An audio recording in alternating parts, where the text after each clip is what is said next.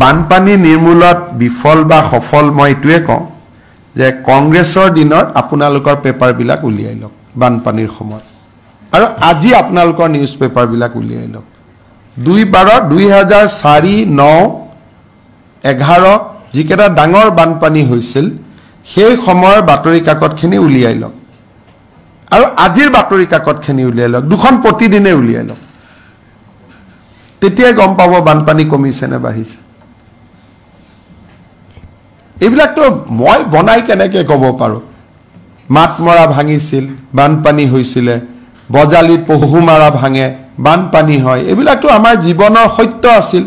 সিপাজাৰ সমষ্টিত 14টা 16টা মথাউৰি ভাঙিছিল আজি এটা মাজুলীত কিমান মথাউৰি ভাঙিছিল আপোনালোকে নিউজ কৰিছিল এতিয়া এটা তাকো আমি লগাই দিলো সো সত্যটোক আপুনি কেনেকৈ ঢাকি ৰাখিব সত্যটো আৰু সূৰ্যটো পূবৰ পৰা ওলাই তাক আপুনি এটা কেনেকৈ ঢাকিব যদি আপোনালোকে মোক কয় যে 4টাতকৈ বেছি মথাউৰি ভাঙিছে তেতিয়া মইতো দায়ী হয় মই কেনেকৈ লুকাই ৰাখিম 2004 304টা মথাউৰি ভাঙিছিল কিন্তু এটাও ভাঙিব নালাগে এটো নহয় যে 4টা ভাঙিলে আনন্দ কৰিব লাগে